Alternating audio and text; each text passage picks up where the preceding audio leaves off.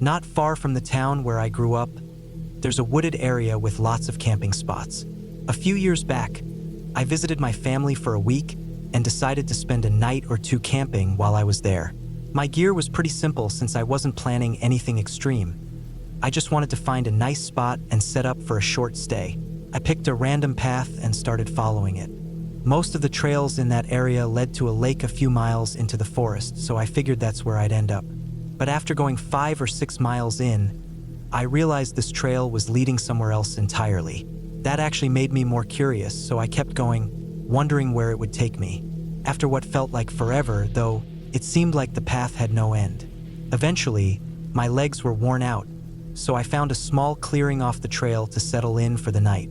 The sun was starting to set, and I had to hurry to get everything ready before it got too dark. I managed to get a small fire going just in time, but once the light faded completely, my visibility was limited to about 15 to 20 feet from my campsite.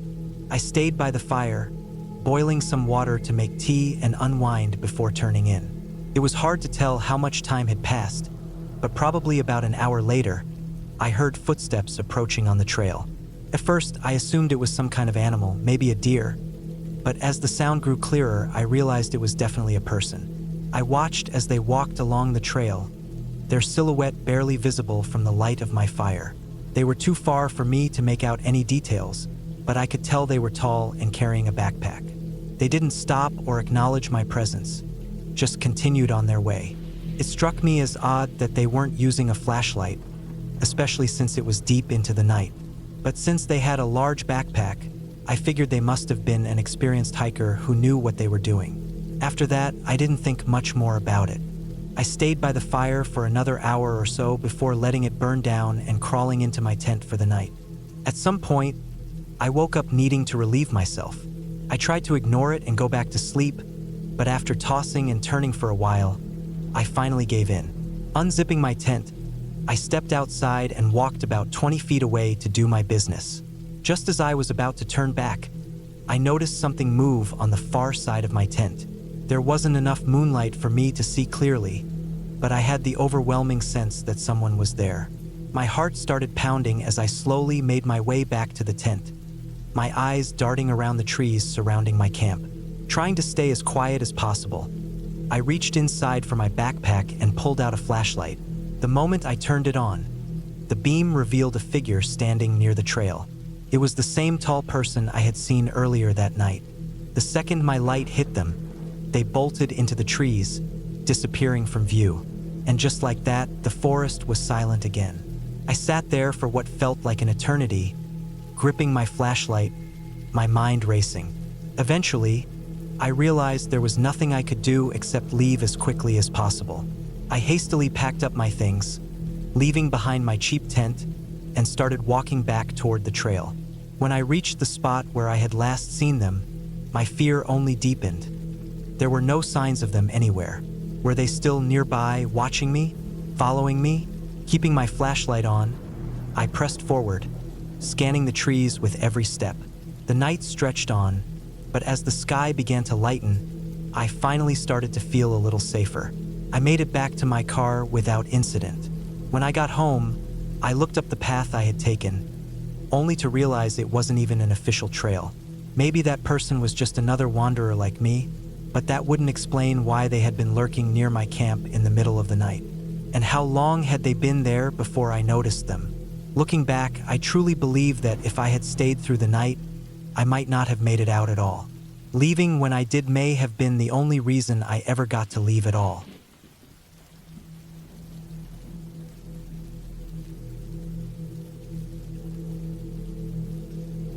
Earlier this year, I went on a camping trip deep in the woods about 4 hours away from my home. There was a small lake nearby that I often visited.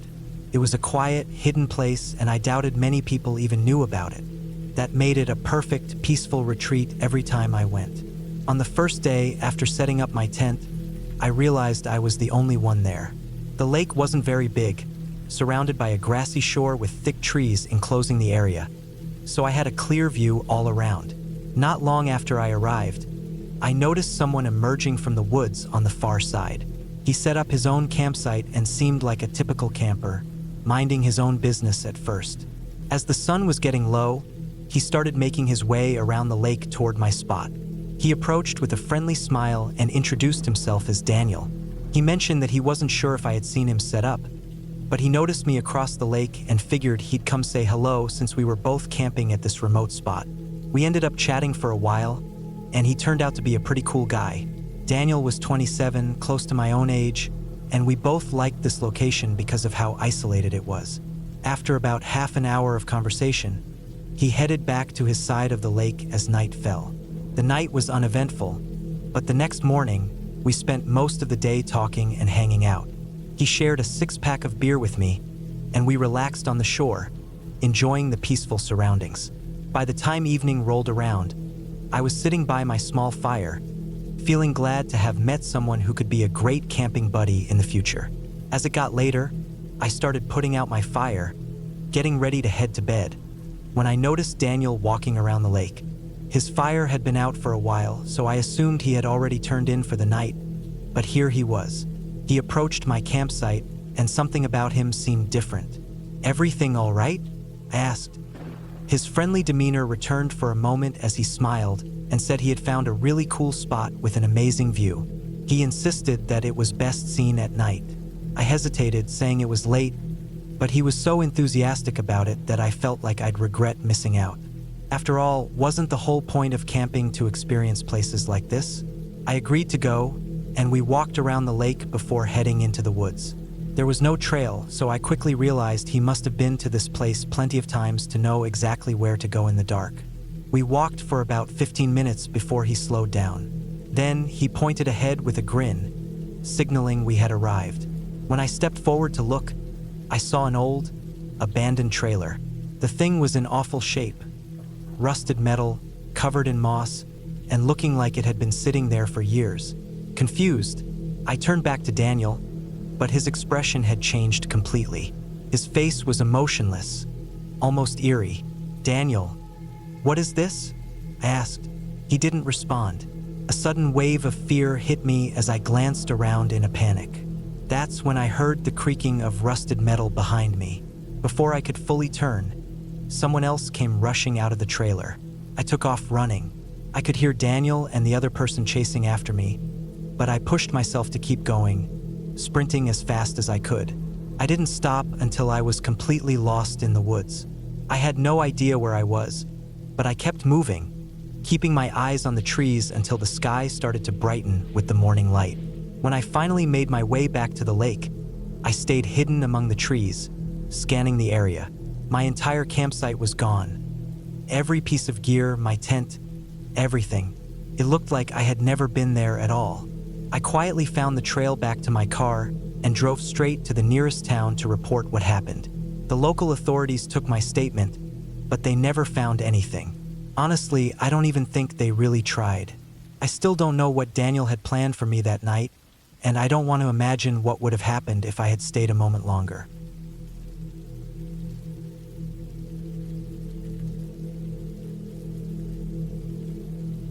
I was trekking along a path I had discovered in a remote national forest. It was a round-trip trail that typically took about 3 days to hike one way and 3 days to return. I didn't have much information on it or how frequently it was traveled, but with these long-distance routes, that usually didn't matter because it was rare to run into other people anyway. On my 3rd day, I walked past a designated camping area and noticed a man sitting beside his tent. I decided to take a break, and we chatted for a bit. He mentioned that he was spending the night there and planned to reach the peak of the trail the next day. I told him that was my destination for the day and that I'd probably see him when he arrived. After that, I continued on my way and eventually reached my campsite, where I'd be staying for the next 2 nights. The view from there was unlike anything I had ever seen. It made for the perfect spot to rest before heading back. The entire day passed without a single person coming through, and when night fell, I was still the only one at the site. I thought back to the guy I'd met earlier who had said he would reach this part of the trail today, but he never showed up. I figured he might have decided to turn back or perhaps chose to spend another night at his previous campsite. The next morning, I packed up my things and began making my way back. I got a late start, so I was hoping to at least reach the same campsite where I had met the man before. For some reason, I felt especially sore, which slowed me down, and before I realized it, the sun had nearly set. I switched on my headlamp and kept walking for about an hour past nightfall before I finally arrived at the campsite. His tent was still there, set up exactly as it had been before, like he had never left. Since he had told me he was continuing his hike, and knowing that most people don't stay at one campsite for too long when backpacking, I called out to ask if he was all right. There was no answer. I stepped a little closer and said I was just checking in on him. But then I noticed that the flap of his tent was slightly open, and no one was inside. A strange feeling settled in my chest, like my body was warning me that something was wrong. I stood there for a moment, scanning the area, but there wasn't a single sign of him anywhere, until I caught a faint glimmer in the distance. A dim light was glowing, unmoving, deep in the woods. I walked toward it, moving about 40 yards from the campsite before I found the source. It was a headlamp lying on the ground, as if it had been dropped or forgotten. The light was barely flickering, the batteries nearly drained. And that was when I realized I wasn't alone. Someone was standing just a short distance away, maybe 10 yards, watching me. They were trying to remain hidden, but I could clearly see them. A chill ran down my spine. I knew, deep down, that this wasn't the man I had spoken to before, but I felt like I had to say something. "Hey, do you need help?" They didn't move, didn't make a sound.